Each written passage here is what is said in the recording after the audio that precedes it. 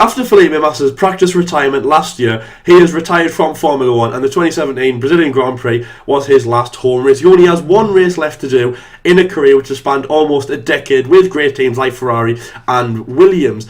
The big team from the UK will be missing Felipe Massa, as he's been a good period at that team since 2014. And he brought on some amazing people from Ferrari, including his Yorkshire team engineer, Rob Smedley.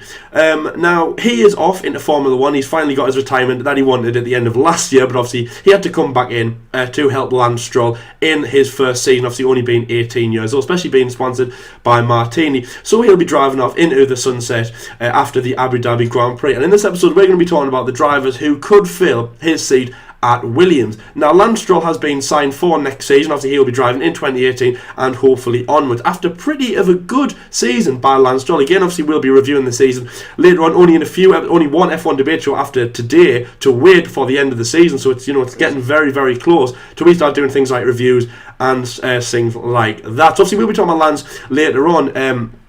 Felipe Massa will be missed, and his seat will be a lot of people will be chasing to get obviously a big seat at a team of Williams. They've been battling Force India, they've been throwing the hat into the ring. Obviously they've had some great seasons, especially when the V6 came in, and obviously in their past as well. And we've whittled it down to 4 drivers that we're going to be talking about in today's episode that could be getting Williams a seat. Now, the first driver we're going to talk about is one who, I've talked about him for a lot, and again, we've been talking about him for a lot. He's been chucked around from Red Bull Racing to Toro Rosso and then out again. People have been coming in trying to replace him. People have been saying that he's not a very good driver, he's not worthy of the seat. Some people have been saying he's good, but he lets the points speak for himself, and that was obviously Daniil Kvyat. Now, he started at Toro Rosso, went to Red Bull, had an okay career, but obviously the Trading Places malarkey, obviously we've already discussed that. We made an episode called Trading Places, episode 11, so that's a very long time ago now, where we talked about that. Now, obviously, he was back at Toro Rosso for a long time, about a season and a half. Obviously, got kicked back in Spain 2016, finished the 2016 season, did the 2017 season almost, and then it was around the Japanese Grand Prix time when his talks was getting quite worrying. Obviously, there was drivers coming in to replace him as well. He was replaced in one race, especially when Carlos Sainz was going off to Renault. It wasn't a done deal. And then in the US Grand Prix, both Carlos Sainz, when he'd left for Renault, and Daniil Kvyat had been replaced for good for the 2017 season by French driver Pierre Gasly and New Zealand driver Brendan Hartley. Danny is out of a drive. He thought he has to go back home. He is not in Formula 1 anymore, and go and catch up with the latest episode of Game of Thrones. Obviously what he said when he got kicked off Red Bull in the Trading Places malarkey. So basically there's one seat open for the Oxfordshire team, and basically Daniil Kvyat can't go and get it. Now, in my personal opinion, I do think that he's worth it. A strong driver, really good. He's got some good points in there. Obviously, spent a long time in the Red Bull Junior program since I think it was about age 14 that he was in there. Obviously, working with people like Sebastian Vettel, Daniel Ricciardo, even the really young Max Verstappen, John-Eric Verne, Alguersuari, Jaime, people like that who were in the Red Bull Junior program. He had good ties with Franz Tots, Dietrich Mateschitz, people like that, especially Christian Horner. So basically, Red Bull was written in the stars for Daniil Kvyat. It was almost inevitable that he would end up in Formula 1. He was given the good experience, he was given the car, he had the money, and it was all looking really well for him. In the past few years, he hasn't been treated in Formula 1 it hasn't been great for Danny. He has been kicked around a little bit, and compared to his driving, that does sound like a little bit harsh. You know what I mean? Obviously, his driving, it's okay. It's not to the level where he, gets kicked out of one team and then gets kicked out of another team again. Obviously, for somebody who, he's quite old, he hasn't got much experience, obviously, apart from what he's done. Obviously, he's made some drives in the Le Mans WEC. Now, Daniil Kvyat going into Williams, it would be a great fit. Obviously, it looks like the guy, he's kind of born into Formula 1. He should be in Formula 1, we have heard his name kicked around. There's a lot of people who know Daniil Kvyat's name out there. I would like to see him at Williams. I think he will do a good pairing against Lance Stroll. Obviously, those two have never really spoke beforehand. Lance Stroll probably hasn't said that he wants Danny as a teammate or vice versa, but I think that they would do a good job. Now, Daniil Kvyat, obviously, almost 24, good experience, as I say, in driving. He was with the Red Bull Junior program.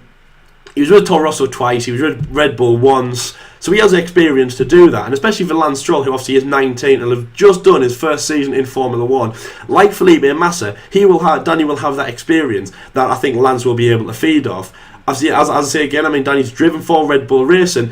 A season and 4 races, sorry. So I mean, I know that 2016, wasn't a great start at Red Bull, but 2015, okay, that was an okay season by him. Good season by Daniil Kvyat. It was okay. It was an okay / good season for Red Bull race. And I always remember the 2015 Hungarian Grand Prix. They both got on the podium, obviously alongside Sebastian Vettel at Ferrari. It was a great drive by both of those drivers. Daniil Kvyat, who had just gone to Red Bull, I think that race, which was about round 10 or something like that at that time, I think that definitely stamped his foot down and said, "I'm here to stay. It's a good round by me." So I would say he did well at Red Bull. Means he has the experience, and overall, I think Lance Stroll would help him with that experience that Daniil Kvyat brings. So overall, I think that seat would be quite good to see him in. It also means that he will have been at least in Formula One since 2014, obviously when he came in. So with Toro Rosso, Red Bull, back to Toro Rosso. He'll have only missed obviously the last 3 rounds of this season.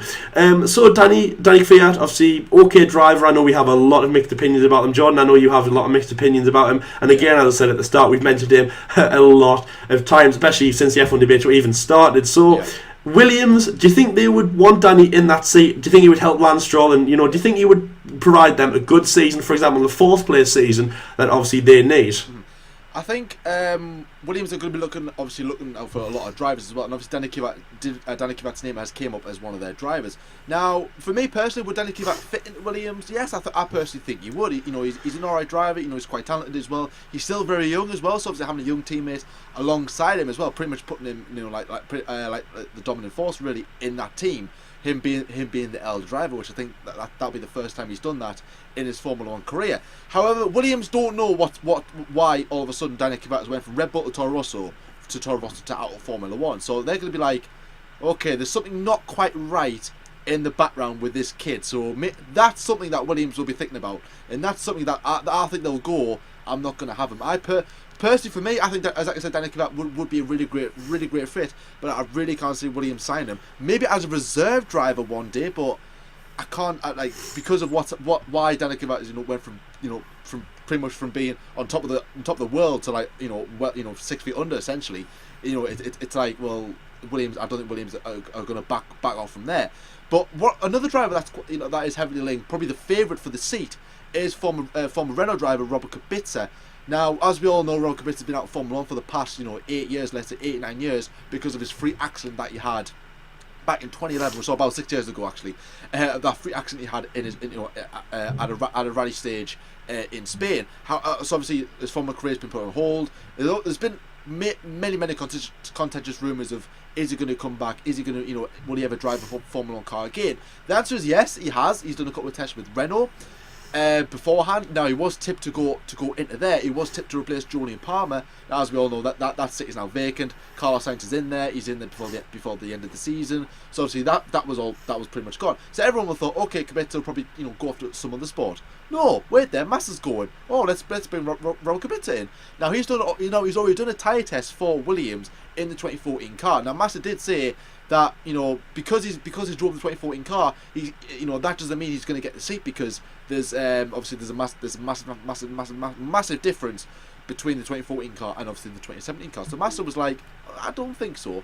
But it has been announced just after the Brazilian Grand Prix, or the weekend of the Brazilian Grand Prix, that Kubica is going to be doing a tyre test with Williams just days after the Abu Dhabi Grand Prix in Abu Dhabi, obviously. So obviously they're going to be staying put, and Robert Kubica is going to be having a go in one of their cars around the circuit. Potentially, that will be the official confirmation. Now there is rumours going about a Swiss media corporation that Robert Kubica has already signed this contract, a 1-year contract, but that's only paper rumours. Nothing's been said. That's the only source I've heard it from, guys. But obviously, let's not count our chickens just yet. So, but I think for me, Robert Kubica, he's still got that fire in him that he once had. I personally believe he does. It is going to be a struggle because of his hand.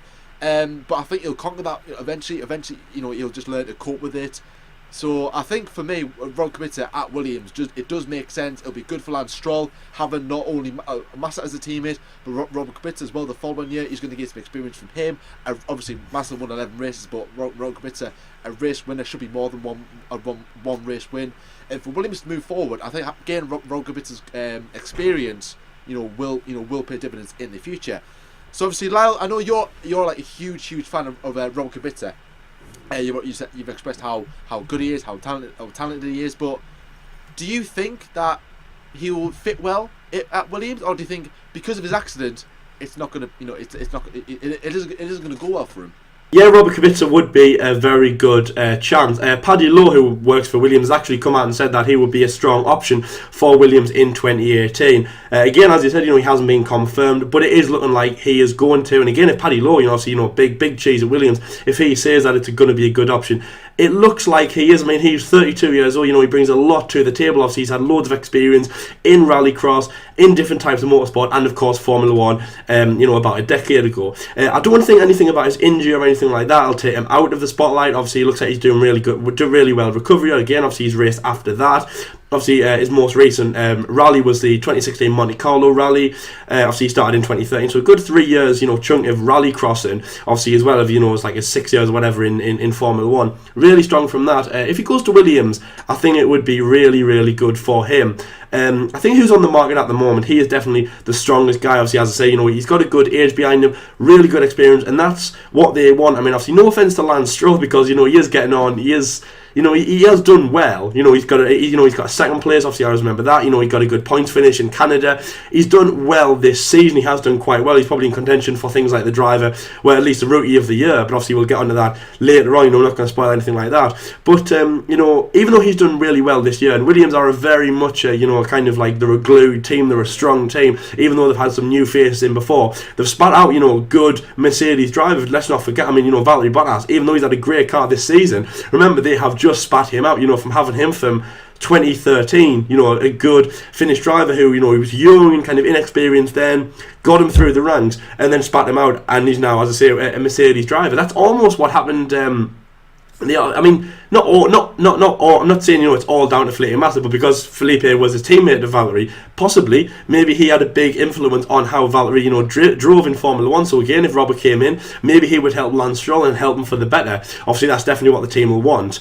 They are a Mercedes package, obviously. So again, they've got chance to move up. I don't know if Robert Kubica wants to move up. It depends how he's looking at this kind of drive. Is he looking at it like this is he's just going to stay with Williams? He's a good age at the moment. Williams are a good team. It looks a little bit like a diamond in the rough, a bit like Fernando Alonso possibly going back to McLaren when they're in Honda 8 days. Even though he thought they were going to be at the top, maybe he wants to stay, build them up again. I don't know if he wants to move through, but nevertheless, it is a good team for him to move up. I mean, it's not like we're talking about him, him going to Sauber, for example, when he knows that the car isn't going to be reliable, isn't going to be fast, isn't going to be up there contending with things like Red Bull and Mercedes and things like that. Obviously, he tested in Hungary for Renault. Great from that. Obviously, the Renault seats are full. Obviously, Carlos Sainz takes that seat alongside Nico Hülkenberg. Robert Kubica would have been quite disheartened about that, I reckon, because obviously, he's followed Renault for a very long time. Obviously, he wanted to drive for them. I think he wouldn't have been very happy about that. But Williams, good option. Obviously, as I say, higher in the constructors, higher points, higher possibility, things like that. So I think that Robert going to Williams, I think that could happen. I'm very happy, and I've got to say, I agree with all the pundits or what John says. I think that he is a very, very strong candidate for that job. The third person that we're going to be talking about then is Pascal Wehrlein, who drives for Sauber at the moment. He is not signed for next year. He's not confirmed for next year. So again, he could move to Williams. Now, with Pascal Wehrlein, how I think of this guy is he is on the road to Mercedes, okay? Now, I don't know if that's in WEC. I don't know if that's in Formula E. Hopefully it's in Formula 1. But whatever has Mercedes, a silver look on it, and obviously their Mercedes logo that is known all around the world. I always think that Pascal Wehrlein is on the way to that. He started at Massa, obviously, as a Mercedes test drive, obviously drove for, DTM, sponsored by Mercedes, obviously back in Germany before he came into Formula 1, came into Massa, went to Sauber, and even though they have a Ferrari power this year, he is a Mercedes test driver. Now, if he goes to Williams, who are they sponsored by? Who gives them their engines? Well, Mercedes do. Mercedes backing Paddy Lowe, who came from Mercedes obviously last year, to Williams, so they have a good Mercedes backing. So there we go. There's a lot of eyes watching him in Mercedes. Obviously, as we know, Mercedes and these kind of drivers, they like them to go to low drive, a bit like a bit like football, for example, when they send players out on loan. They like drivers to go to smaller teams, not make the mistakes, but like learn and progress and things like that at lower teams. So Pascal Wehrlein goes to Williams. does well, maybe goes to Mercedes later on if, for example, when Valtteri Bottas or even Lewis Hamilton is out of a contract. That's how I see Pascal Wehrlein's career. He's on the road to Mercedes, and I think if he goes to Williams, it kind of is going to be a bit of a road to Mercedes. It's going to help him in his Formula 1 career for sure. He's had some great positions. Obviously, remember, he got that 1 point in Austria, which I know it sounds only small, but to think that Manor had been, without a point between when Joe Bianchi scored one in Monaco 2014, which obviously was a great drive, to Pascal Wehrlein scoring one in 2016 Austria. That's why these kind of things are amazing drives, because it wasn't a team to score 1 point, and he got it. He did an amazing drive in Spielberg last year. That was great. That was one of those kind of like OMG moments for Pascal Wehrlein in his career. He's had a good season this year, obviously, especially battling an adversary, especially at the start of the season. Obviously, we had that ROC crash in Miami and things like that. So it's been good at Sauber. And if he goes to Williams, I think it'll be very strong. He'll be in a stronger car. I think he has more chance to prove himself. He's definitely talked like that before. He said openly as well that he needs more of a car. He needs more of a chance to prove himself into Formula 1. And as I said at the start, John, it is a road to Mercedes, because obviously that's what Pascal Wehrlein is. He's German. He's been sponsored by Mercedes. He's been in DTM. He's ready for the Mercedes spot. Leader, because obviously that's what Williams need. I'm not too sure. Pascal, he is experienced, but he is young. He hasn't got the experience that other drivers, for example, like Robert Kubica have. Even Daniil Kvyat has more experience of him, because he's driven for obviously the top team Red Bull Racing and even the smaller team of Toro Rosso. So he has more experience in that sense. So maybe Pascal Wehrlein is kind of at the bottom of those three that we've said. But nevertheless, I think it would be a strong decision, and I think he would be a good candidate for that seat. Now, John, Pascal Wehrlein, the Manor driver. We know you love Manor. Yeah, you did obviously when they were in Formula 1. Yeah. And you thought it was an amazing drive. I remember you were praising Pascal so much after Austria 2016, obviously because it matched up with the late Joe Bianchi when he scored a point in Monaco 2014. Now, he would be a good candidate for Williams. And as I said, the road to Mercedes, do you think that he would go there to try and help his Mercedes kind of progression? Or do you think he would go there just to help the team and kind of further his Formula 1 career? It definitely makes sense that Pascal Wehrlein is in contention with this seat, because everyone knows that, Pascal Wehrlein, obviously, he scored 5 points at Sauber. Obviously, he's a very good driver, DTM world champion as well, the youngest ever to do so. I think it was 21-year-old he won it at, so obviously very, very impressive there. So he's got experience, obviously, as being a champion. As like Lyle was saying, he probably is on the road to Mercedes. Now, I think he's on the road to Mercedes Formula E rather than Formula 1, in my personal opinion, because, as we all know, Mercedes will be entering Formula E the next season after the new season, because obviously they've got a new season coming up very soon, and then after this one, Mercedes will be coming in 2019, I think it is, or 2018 for 2019 season, I believe. So I think that's where Wehrlein will end up being. Now, however, obviously that's for the future, but I think that's where he'll end up. Now, obviously, Pascal Wehrlein coming into Williams would make a lot of sense. Mercedes backing, Mercedes reserve driver as well, and obviously I think we both me and Lyle do know that one of those Sauber drivers is going to be kicked out because of the brand new Ferrari engine deal that Sauber have got. Giovinazzi's tipped in there. Charles Leclerc, who's likely going to be in that seat next season, he's tipped for that seat. So obviously one of them will have to give. Now, I can't see Ericsson leaving at all because of his financial background. So Wehrlein, must say, right, okay, beat it, essentially. So either he'll go back to Mercedes as a reserve driver, but then you've got young George Russell there, so obviously there's a bit of trouble there. And then you've got the likes of obviously Williams as an option. Now, I'm a big fan of Pascal Wehrlein. I like him as a driver. I think he'll fit in very well at Williams. But I don't know about a seat. Do I think he will? I really don't know. It's a complicated one, because I'm thinking now, okay, he might go to Williams, but is he going to go as a reserve driver, or is he going to go as a full-time driver? Now, the other driver the final driver that's in contention with this, who we both think might be in for that seat, is his current reserve driver and Sky Sports pundit Paul di Resta. Now, I think if this was to work, Paul di Resta will get promoted from the reserve to the full-time drive, and Wehrlein will come in as a reserve driver, maybe go out there on loan to cover that season off, while Mercedes get him prepared for the Formula E season, which I think he'll go there as one of their drivers, maybe alongside George Russell. Who knows? I don't know what the plan is.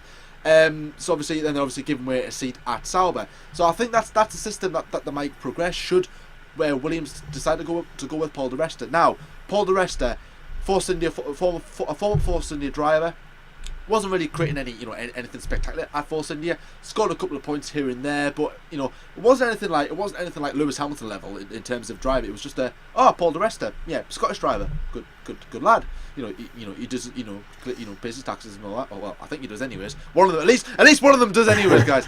But anyways, but I think for me as well, Williams. The driver, the easiest driver they could go for is Paul di Resta, because he's worked with the team. He's drove for them in 2017 before, replaced Felipe Massa for one race at Hungary, so he knows the team inside out. He knows the mechanics. He knows the drive. He knows the car. Well, obviously doesn't know the car yet, because obviously we haven't seen the 2018 car. But you get what I mean. So obviously, Williams' easiest option. Williams' easiest option would be with Paul di Resta, but whether they go with Paul di Resta or not, I don't know. As like I said, if they do that, I can see Williams signing Wehrlein as a reserve driver rather than a full-time driver. But that is a very complicated one. But obviously, as always, let us know your opinions in the comment section below. So obviously, Lyle, Paul di Resta, he's not really an exciting driver. He's a good pundit as well for Sky Sports. Do you watch Sky Sports? As do I. And obviously, we all know that he can't really. He's very tight-lipped on this topic. When David Croft has been asking him, Ted Kravitz and everyone like that has been asking him about this drive, he can't say anything because he's under contract. But do you think he would be a good fit for Williams, because he knows the team? He's a good driver. He's without a full-time drive for like 4 or 5 years now, so he's due a full-time seat. So do you think he'll get that at Williams, or do you think they'll go, nah, no thanks, Paul? We've got some other more experienced options. What do you think? Yes, I'm sorry, Paul di Resta, but I don't think you are ready for Formula One. Basically, I mean, you did okay at Force India, but as Jordan said, you were here and there. It was like one point, it was like another British driver that came in.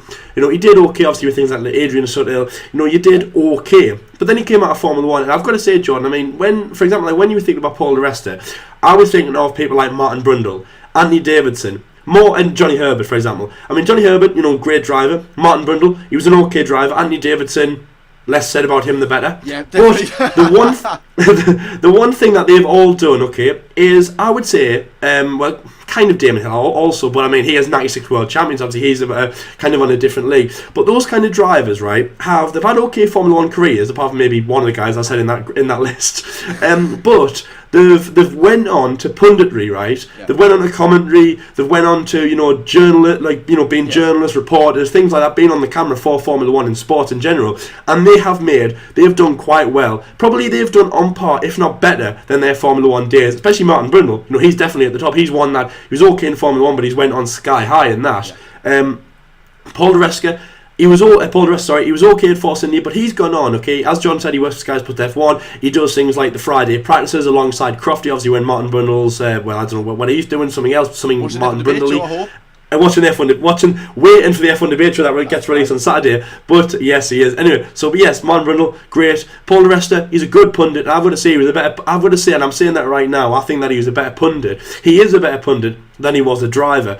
Craig Slater, fellow Scotsman who works for Sky Sports F1 in the UK, he said that Paul di Resta has got the possibility to be a really good pundit, to be a really good presenter, to be on that main desk in Sky Sports News HQ.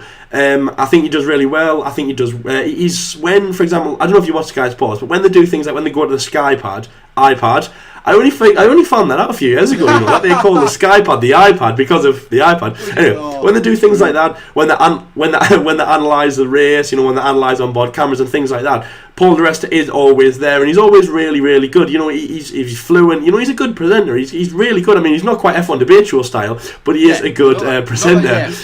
He's working towards it. Yeah, I mean, he's on the ladder to the F1. I mean, Martin Brundle almost got there in our auditions last year, but, I don't know, he just didn't cut the mustard, you know what I mean?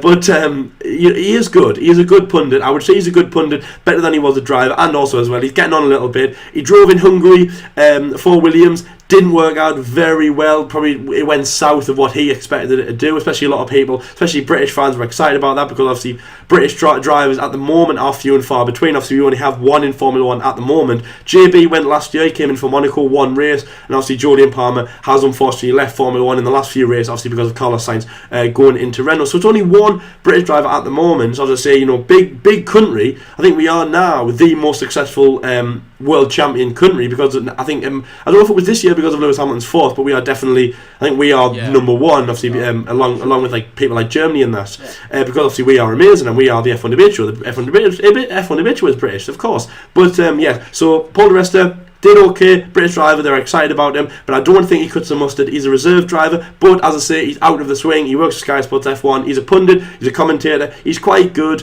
and I think that's what he should stick with at the moment. I don't think he should muddy the water, John, and go into things like Formula 1, and I've got to say, because they both take up much of your time, it's either going to be Formula 1 or punditry. I don't think he can do both. I don't think he should do both. And I just don't think he's in it. I mean, for example, like what we've just talked about, John, we've talked about 3 drivers who have been in Formula 1 at least one point in their career. They've done well, they've had good careers, they've been in for at least for 1 full year. You know what I mean, like, and like active racing since then, and Paul di Resta, even though he's kept his hand in the ring, he's done driving. I don't know, he's just not. I don't know, he's just not ready for Formula 1. He shouldn't return to Formula 1. Sorry, Paul, if that seems a little bit harsh, but I mean, I'm saying you're a good pundit. You know what I mean? He's a good pundit, and I think he should stay like that. No, he is a very good Sky Sports pundit, and they have a great team along with them. And as I was saying, Johnny Herbert, Martin Brundle, people like that, good Formula 1 careers, but they've excelled as a pundit. And Paul di Resta, I would definitely put him in that box. Work hard, and he could be in Crofty's seat, by 2019, let's say. But obviously, Crofty is a hard guy to replace. Anyway, so the next thing that we're going to talk about quite quickly at the end of this show is that Renault have been criticised of their ends. Now, as soon as I say that, you might be thinking, oh God, we're back to 2015, we're back to Red Bull racing, criticising Renault, saying that, come on, we are pathetic, we're not getting the power, we're not getting the pace, we're not getting the points that we need. We've got Daniel Ricciardo, great driver, we've got Danny, and nothing's working in our way, and we're not going to go back to Tag Heuer for sure. We're not going to do that. But it's not Red Bull Racing that are commenting this time. In Brazil, it was Toro Rosso and mainly Franz Todt, who is the team principal of Toro Rosso. Now, they use a Renault engine. They use the same engine as Red Bull Racing. Obviously, that was changed for the 2016 season, and they weren't happy with the performance that they are getting, especially for those 2 drivers, Pierre Gasly and Brendan Hartley. So they were criticising Renault. Obviously, they were having open discussions, especially on Friday practice, with Renault in the paddock, and it wasn't very happy. But then Renault went to go and complain to Dietrich Mateschitz and Red Bull Racing. Then Dietrich Mateschitz and Red Bull Racing, as I say, go over to Toro Rosso and complain to Franz Todt. It's almost like Renault is the teacher from school, Red Bull is the parent, and Toro Rosso is the little kid who you can't yell at. Yeah. So the teacher yells at the parent, then the parent has to yell at the little kid. And I just don't think that really works up very well, because they were saying things on the telly, they were saying things in the news that Red Bull were angry at Toro Rosso, and I just don't think it should work like that. I think Renault and Toro Rosso should be in their own battles, and I don't think Red Bull should represent Toro Rosso in that way. But obviously they're both using Renault engines for next year, only because Renault was saying, obviously, if criticised anymore by 2019, they could pull out again, and they could bring in a new amazing engine that gets you to the top of the World Driver and Constructors World Championship, and that, my friends, is called Honda Power. Wow. So amazing. I would keep your mouth shut, Red Bull, if I were you. So it could be worse. So Jordan, I mean, we've seen some good performances by Red Bull Racing and Toro Rosso, obviously both using the same Renault engine as I've just said. Yeah. But do you think that Toro Rosso should be criticising Renault like they are, especially what they've done in the past, and obviously what's to come? Because as we know, Renault can do things like they can change the engines, obviously which we've seen with Red Bull, especially in 2016. Do you think they should be criticising them like they are, or I think they should just keep their mouth shut and hopefully they don't pull out and have to go to Honda Power? Yeah. Well, it's understandable that Toro Rosso are criticising Renault, because obviously those 2 are battling in the constructors. I think it's for 5th place, which obviously the higher you are, the more money you get. So this is prize money involved, guys. Let's not forget as well. And even Renault has even threatened Toro Rosso or Red Bull or whoever. I don't know where they go to. Either the management of Toro Rosso or the main guys at Red Bull. I'm not too sure. But they basically turned to them and said, right, if you're going to twist about our engines and our power unit, we'll take them off you for Abu Dhabi. And then you're like, oh no, really? Because obviously Renault was in control of them engines, and then pretty much you could say, well, hang on, Renault they haven't earned that 5th place. They've just basically said, right, okay, we're going to take away them engines, which would be a bit spiteful, even though that Toro Rosso or Red Bull have paid like what 20 odd million for these engines, these power units, which is a lot of money, guys, in Formula 1 terms, and they're going to go, well, hang on a minute, I want my money back for that last race. you know, you can't just take the engines away, even when they've already paid for them. But yes, it is understandable that Toro Rosso is having digs at Renault. Now, obviously, we do know that the relationship with Renault and Red Bull and Toro Rosso has just gone pretty much sour. Toro Rosso is disbanded from Renault. They're going to Honda engines next season. Madness, I know, guys, but bear with me. And Red Bull are staying put with Renault for another year, and then they've got 2 years, apparently 2 years, with no engine deal so far. Rumour has it it's going to be Honda. By then, hopefully, they've got a decent engine. I really doubt it, guys, but obviously, again, bear with us. And then, obviously, in 2021, when the new engine regulations come out, which was not the last episode, the episode before that, when we discussed the engine regulations, so go and check that out if you haven't already. And that's when apparently that Aston Martin is going to come into the ring in Formula 1. Hopefully Porsche might come into Red Bull, have a bit partnership with Red Bull as well, and maybe go and power Toro Rosso. Who knows, guys? Who knows? But no, it is like, you know, pointing fingers right now, as Lyle was saying. As like Lyle was saying, you know, one's a kid, one's a teacher, and one's a parent. It literally is like that. But no, I think Toro Rosso should literally definitely keep their mouth shut, because obviously this could pay dividends in the Constructors' Championship. Yes, Renault shouldn't really threaten to take their engines away, but they're in control of that, and basically they're saying, well, hang on a minute, if you're going to twist about us, bear in mind that this might not be us, this could be you, this is how you're set up, and this is how you run your parts, you know, we'll take them away from you. And you know, it is wrong, but it is how it is. And you know, yes, I agree with that. You know, it shouldn't be that. It could be a lot worse. It could be Honda, which obviously is next season. But as we all know, that Toro Rosso are getting practice from having a Honda next season by having all their engines blow up all of a sudden, Lyle, which is obviously bad news for Gasly and Hartley. But no, I think I definitely agree with you. I think that they should just shut up, get the last race over with, go into the winter break with a new relationship with Honda. Which, obviously, Lyle, last word on you before we close the episode. Do you think that will do well? Do you think Honda will actually have a good engine next season for Toro Rosso, or do you think it's just going to be it's just going to be a McLaren engine all over again? I think that they'll do better than McLaren. The only reason that is because obviously because Honda, and again we discussed that in a few episodes ago, I forgot which one it was, because we're always talking about Honda, where Honda have been getting so much criticism from McLaren and from the public eye and things like that. They are going to have to up their game so much. So I think that they have put in, since it came out, that they were going to go there. Obviously, remember, it was going to be Sauber, obviously about March time. That changed. They were hopeful that they would be in Formula 1 next year, and if they were going to have to basically put like 500 billion% into making a great engine. So I think that Toro Rosso are going to have an okay season next year. Obviously, they're going to get a fresh engine as well, which is going to be really good. Obviously, they can put all their time and money and effort into this Toro Rosso engine. Obviously, they've got 2 new fresh drivers. I think that they will be okay. I think that the pace will be okay. I think the reliability will be like, you know, a bit like, I don't know, big, you know, because for example, like Fernando Alonso, he retired from every, you know, obviously remember his first, 8 races of the season, absolutely abysmally retiring from almost every single one of them, and it was McLaren's worst start in about 30 years. Obviously at the start of the season, that was Honda power, not great, but I think Toro Rosso will do a little bit better than McLaren. Obviously 2 new fresh drivers, probably not Fernando Alonso level, but still quite good. Anyway, so yes, we only have one F1 debate show left till the end of the season. Obviously Abu Dhabi Grand Prix is next weekend. Very excited for that. Obviously one less to go. Obviously make sure that you catch us on the Saturday for that. Anyway, that's how we're going to end this episode.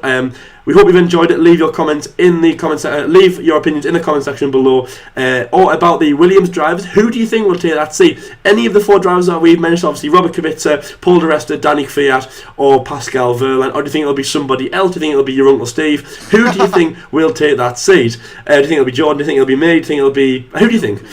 Let us know in the comment section below. What do you think of Toro Rosso? Do you think they'll have a good season with Honda power next year? Do you think they should have stayed with Renault? What do you think about Red Bull? And obviously what do you think about things like overall criticism in Formula 1 and obviously Renault Sport in Formula 1 in general? But anyway, that's where we're going to end this episode. Thank you very much for watching. Make sure to like and subscribe to the F1 Debate Show.